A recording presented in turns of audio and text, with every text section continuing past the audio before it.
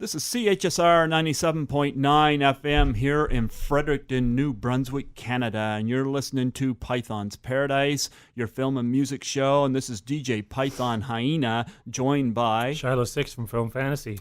And we have a great guest on here today, Andy Gerold.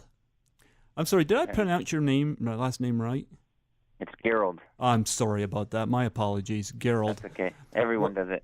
Well, and you're the bassist for Marilyn Manson, right? Ex-bassist. Ex-bassist? Yeah, I played bass in a Manson on the High End of Low tour. Oh, okay. That's fantastic. Well, Shilo, my co-host here, he will know more detail about you than I will. I'm going to definitely ask you some questions here out, but I'm going to let him start off here because he's just aching to go. Of course. I'm a bassist myself, Andy. I've been a bassist for 19 years. I actually saw you in Moncton on the High End of Low tour, and it was absolutely stunning show. Do you remember that? No. It was September of 2009. And what was the venue? Moncton Coliseum. It was for the High End of Low tour. It was late in the year. I remember like bits and pieces of Canada.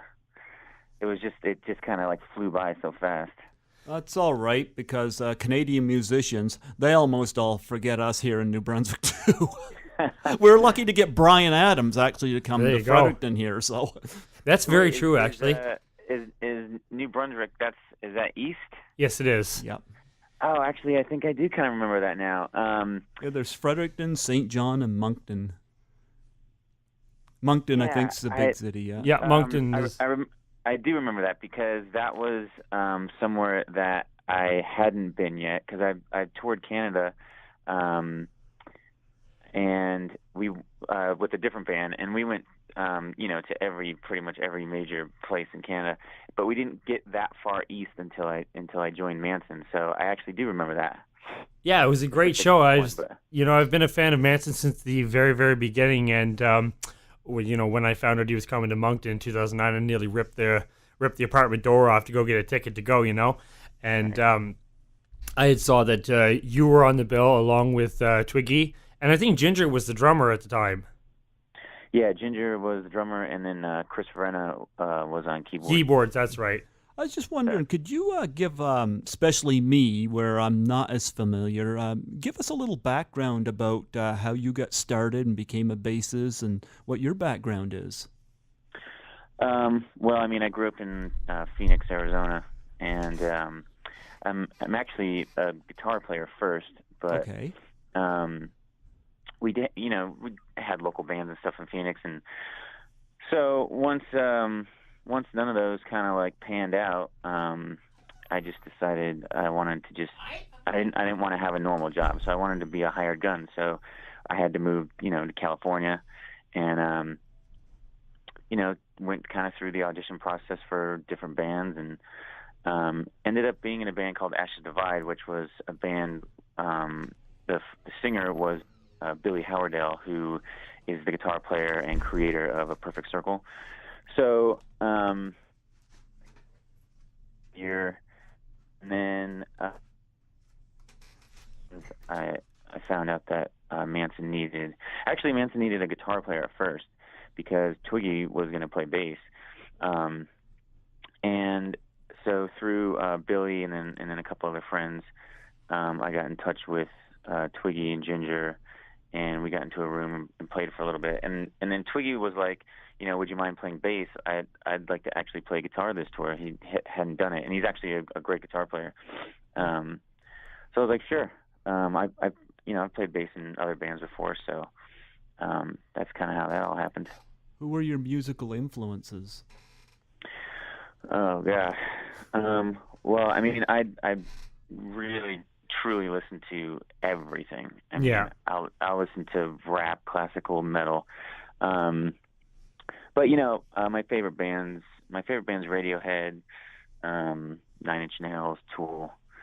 But I grew up on old school Metallica, Megadeth. Yeah, same here. I grew up in the glam metal and hard rock era of the '80s, and you know, Manson came around I think in 1994, and I became a fan of him right away. And a big part of why I became a fan of Manson was, well, one, he's very talented, was because of Twiggy. And I had already been, playing bass myself, just starting out at that time. And, seeing Twiggy and other bassists do all these cool, wonky things and stuff like that. Well, yeah. It was just so much fun. I carried that and continued that with myself. And I played in a band for almost 10 years called Troubadours, So when I saw you guys in Moncton, that was a big deal for me. And I had been waiting so many years to see Marilyn Manson, and it was a fantastic show. So what was it like working with him? It was interesting. I figured that. Really, he has his own bus and his own dressing room, so he would really kind of keep to himself. But he was always cool, to the band and stuff, and it was cool to I was obviously a huge fan prior to being in the band. It was just cool to when we did pre-production and stuff before the tour, to see him kind of be creative with the live aspect of the show. Something that you wouldn't get to see just as a normal fan. Right. So that stuff was really cool. Yeah, he's incredibly creative. I mean, look at the eras of music that he put into his own perspective, the Mechanical Animals, the Hollywood era, the Golden Age of Grotesque. For the high end of low, what was the background of this era?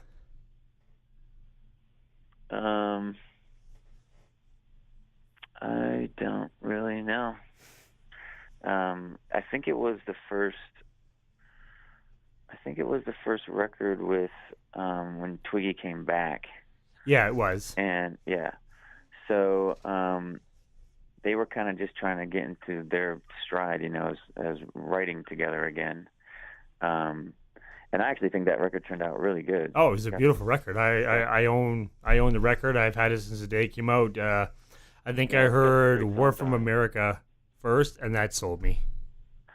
Yeah, I actually tried. I tried to get him to play more of those songs live, because I thought the record was so good. But he's got to keep all the old stuff in there in the set too. Yeah, of course. The fans. Yeah, the show in Moncton was absolute. It was everything I wanted to see, and speaking as a fan of the band and then as a musician as well. The craftsmanship on the stage was exactly what you would have expected too. Loud instruments and Marilyn Manson being his creative self and burning things. Yeah. So to speak. But it was a great show, and I was really impressed with you guys. So myself as a bassist, when I saw you, the first thing that came to my mind was who's he? He's obviously new, and what's his background? And then I have to say you're a phenomenal bassist, dude. Oh, thanks. I appreciate absolutely. That. When that curtain dropped and "We're From America" started playing, the bass was just booming like it should have been. Yeah, that's a cool part. Oh yeah, it's a complete rock song. I mean, you can get right into it, and the bass was just booming. And from that, you guys went to Halifax and a couple other places. But my biggest question to you, Andy, is what was it like working with Twiggy? He's one of my biggest musical heroes. Actually, he was he was probably me and him probably got along the most and hung out the most, I guess. He was just super nice to me from the beginning, and just down to earth, and we really got along. He was great.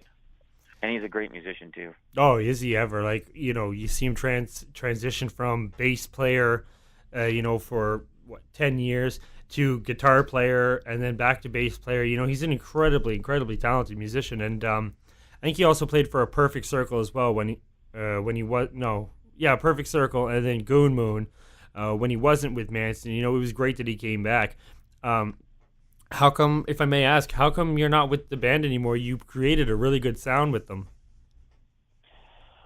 Well, I mean, when that tour was done, they didn't do anything for like 2 years, and I make money off of touring and stuff, so Right.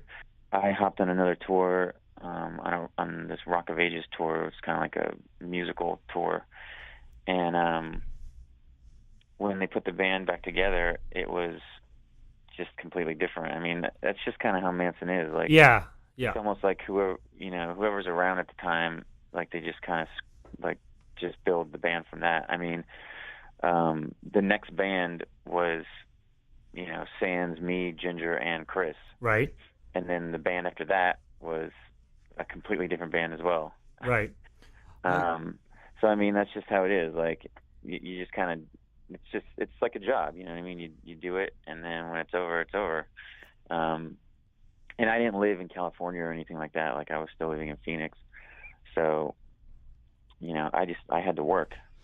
It seems like Manson and Twiggy are like absolutely platonic brothers.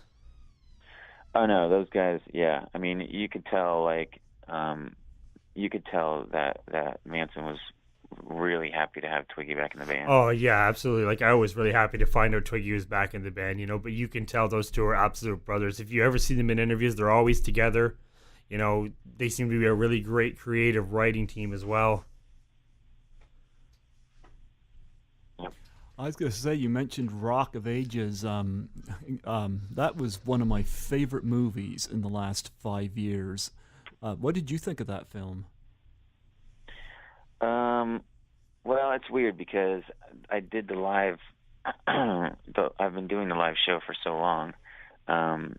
It's just a different kind of vibe. I mean, I wouldn't even normally have seen that movie. The only reason I saw it was because I do the show. I'm not really like a fan of like musical movies like that. It took me way back with the music. Oh yeah, absolutely.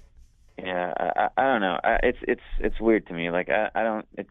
It's a whole nother vibe, the movie and the show that we do.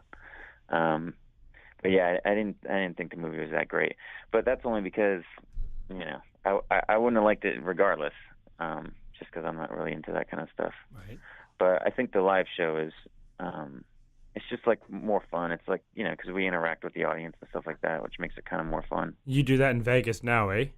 Right. Yeah. I was just going to say, I heard Marilyn Manson was very much influenced by Alice Cooper. How much of that is transcend forward? Well, I mean, I was never really that big of an Alice Cooper fan, so I wouldn't really know. But what I do know of Alice Cooper, yeah, you could tell that Manson, when he was, probably a teenager or whatever, got a lot of what he does, as far as just kind of showmanship stuff and making like a cool and creative like production of the live show. Alice Cooper definitely, pioneered some of that stuff. Oh, absolutely. Like the kind of dark, kind of ambience and stuff like that. Like, he definitely kind of pioneered that kind of stuff. Oh, absolutely. Manson is definitely known for his onstage antics and his live shows as well. He's been, in the media for the last 20 some years, and, you see a lot of it, but of course the media exaggerates a lot of it too. But yeah, Alice Cooper and Manson are both known for throwing chickens on stage. So yeah, you can kind of, I guess you can kind of say that Alice Cooper invented it, and Marilyn Manson kind of shot it up with steroids. Yeah. Yeah. Where do you still keep in contact with them, or is it kind of just a done thing? Because it would be really cool, to hear another Manson record with you in it. Well, I keep in touch with Twiggy and Ginger. Ginger plays with White Zombie now. Yeah, he does, and so does John 5 too. Did you ever meet him by any chance? I met him briefly when I was on the Manson tour. He was just in one of the cities that we were in, and I just met him briefly. But yeah, so the new project I'm in, we're gonna play out in LA in a couple weeks, and I'm gonna see if I can get some of those guys to come and hang out. Yeah, that would be absolutely fantastic to hear. So this show that's going on right now with the Rock of Ages, how did you get into that?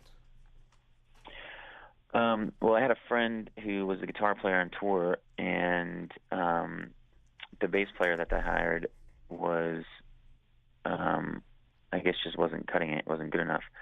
So he called me and asked me if I wanted to come out and play bass, and I was like, sure. So I learned the show in a couple weeks and went out and did the tour for maybe like a year and a half. And then they ended up doing just a sit down in Vegas, and they asked like the band if we would want to come out and maybe do that here.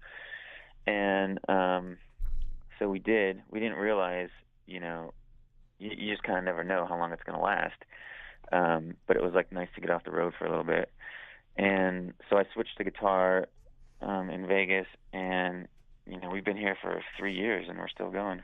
Oh, that's absolutely fantastic. I actually really want to see that live show that you guys do. Where would you go to find that? Well, we do it at the Venetian in Las Vegas, but you could just type in Rock of Ages Vegas online. You just come right up. That'll give you all the info. That would be fantastic to see. As I said, being a bassist myself for the last 19 years, I learned how to play bass from seeing other musicians, like Flea from Red Hot Chili Peppers, Nikki Sixx from Motley Crue. I learned how to play with my fingers through Flea. I learned how to play that heavy rock sound through Nikki. And for Twiggy, I learned how to play with pick. So, for me as a bassist, I prefer to play with both. Are you a finger style or a pick player? Well, with rock, I would say with a pick. Well, of course. When I started doing the Rock of Ages stuff, there's a lot of dynamic and stuff like that in some of these songs. So I would just kind of go back and forth between fingers and pick. Yeah. Actually, my finger playing actually got a lot better when I did the Rock of Ages tour, because I had to do it so much. So now it just, to me, it just depends on the song, really. That's kind of the way I look at it. Of course, I'm not going to play a song by Motley Crue with my fingers. It's going to be loud and proud with a pick. But, for that soft sound that the Red Hot Chili Peppers have for, like, Californication, of course, you're going to play with your fingers, right?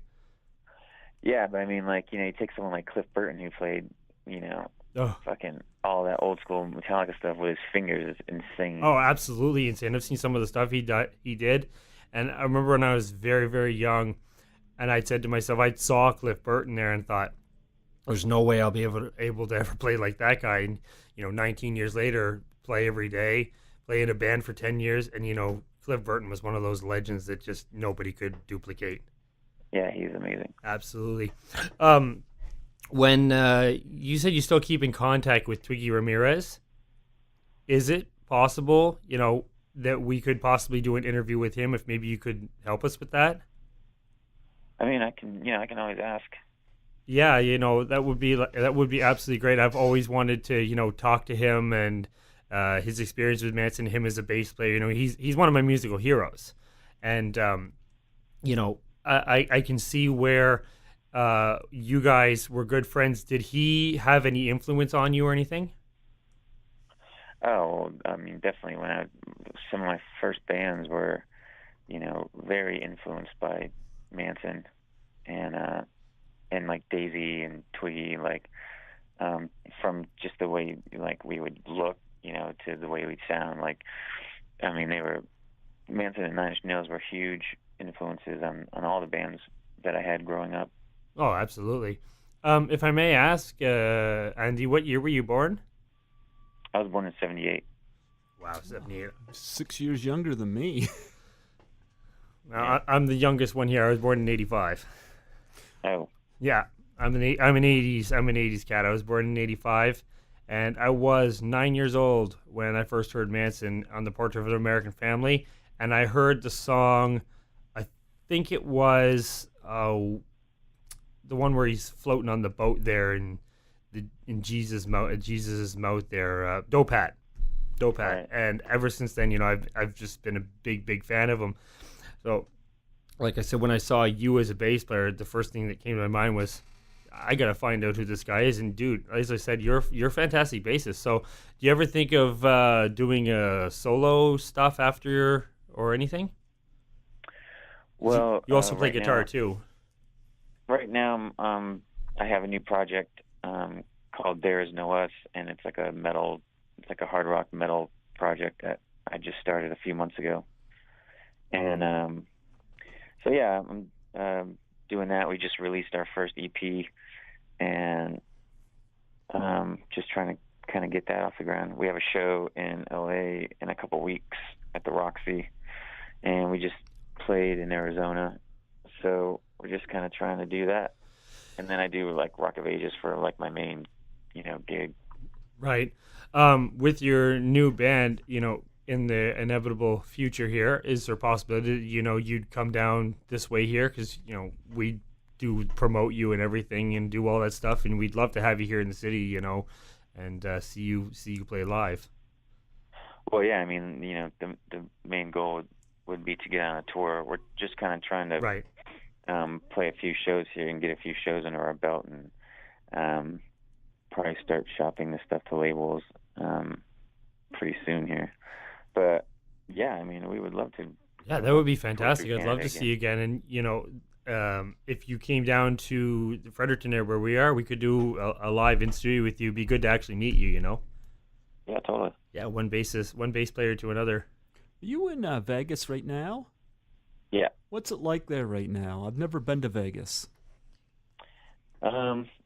It's still a little hot here, actually. Lots of lights on there at night? Well, we live out like kind of in the suburbs, so Okay. like you wouldn't even know it. I mean, you can look off in the distance and see the strip, but other than the strip, it's just a really basically normal like city. Yeah. But it's cool to have it there. Like when friends and family come into town, and also the bars just never close here. Nothing ever closes here, which is cool. Yeah, too bad we don't have that down here in this pissant town. Yeah, it can be dangerous sometimes when you walk out of the bar at 5 a.m. Yeah, I can just imagine. Well, I've been to, I've traveled quite a bit as a musician, and I wasn't attached to any major labels or anything like that. But we're kind of an independent band. We were glam metal, and we actually played one show at a bar in New York in 2008, I do believe. And it was kind of, you experience that for the first time, something big like that. And, it never leaves you, and you always have that memory. What was the first big gig that you ever did that, you always say was the best memory?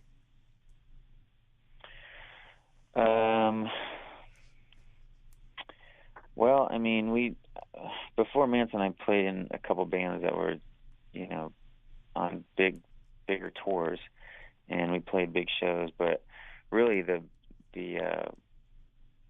biggest show I probably ever played was actually like on my 30th birthday with Manson. We played the Download. I think it was Download Fest. And it was like 60,000 people or something. It was insane. I've never seen anything like it, and I've never even been to like a concert like that, like just as a concert goer. So like I've never even seen that scale of show before. It was crazy. I've never been on stage with that big a scale of show, but I've been in that. I'm from Montreal, Quebec originally, and they got the Bell Center there, and I've been to a few shows there. I saw the Red Hot Chili Peppers there, and there was, I think, like 8,000 or 10,000 people there. So that's one of the bigger shows that I had been to. But playing in New York for that one night was just something I'll never forget. New York is a beautiful city. Did you play there with Manson? New York, I don't think so. We probably played right outside of there. I think on the Mayhem tour, we wouldn't have played in the actual city. We would have played in a bigger venue, like right outside the city. Wow. I'm not sure which one though. Usually it's like in like Philadelphia or something like that, where people can commute, but they don't have like New York doesn't have like a venue like that in the actual city, unless you're playing like Madison Square Garden, but that was probably a little too big. Yeah, Madison Square Garden, that would be a dream to play at. Yeah. I got a question for where would people go, like, and I always ask my guests this, and where would people go to get like an autographed picture of you or anything like that? Do you have like a website or anything? I mean, I don't have a personal website. I never really did anything. Never really got into that whole thing of making a personal website. Right. But the new project I'm doing, it's called There Is No Us, and you can go to thereisnous.com, and there's links to all this, Facebook and Bandcamp and stuff like that. And we handle all of that stuff ourselves. So, if someone wanted something like that, they could always just email us, and if they want. I mean, really, they could just email us for anything, but we answer all the emails and try to talk to people and make sure that we reach out to everyone who reaches out to us. Yeah, that'd be fantastic. I'm going to take a look at This Is No Us here. I'm very interested in this, we're almost running out of time there, Andy. We don't want to keep you all day. It's an absolute pleasure to talk to you. Like this has been one of the highlights of my year. Oh, thanks, man. I appreciate you guys having me on. Oh, yeah, anytime. I was going to say, we review movies generally, but Shilo here has got a background in music. So when he said he had you for an interview, I was like, yes, he's definitely the guy for the background in this. And I'm kind of learning a lot here myself. It's because my musical knowledge is very limited. But I'm just wondering, though, just before we call it a day here, being here in Canada, do you have any favorite Canadian artists or bands? Favorite Canadian artist or band? I mean, I like Bryan Adams and Avril Lavigne.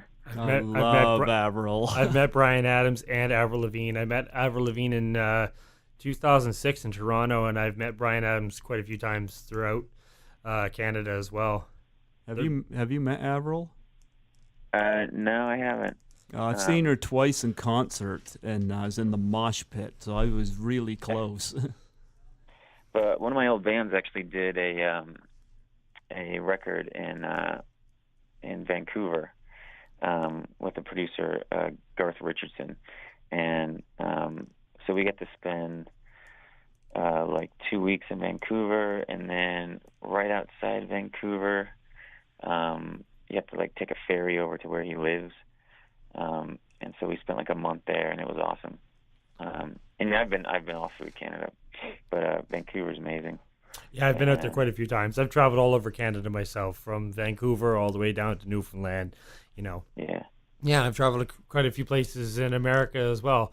California is not somewhere I've been yet, but I will get there eventually. But yeah, it was an absolute pleasure to have you, Andy. We hope to have you again sometime. Of course. Before we go, I have you on Twitter. Would you actually be able to possibly get in contact with Twiggy? We could maybe do an interview with him to say hi to him. Yeah, I'll reach out to him and see what he says. Oh, that would be fantastic. Thank you very much, Andy. Well, Andy, it was a pleasure having you on here, yeah. Andy. God bless, and good luck with what you're doing. I'm going to take a look at that, Andy. I'll keep in touch with you. Awesome. Thank you, guys. Have yourself a good day. All right. Bye. Yeah, bye.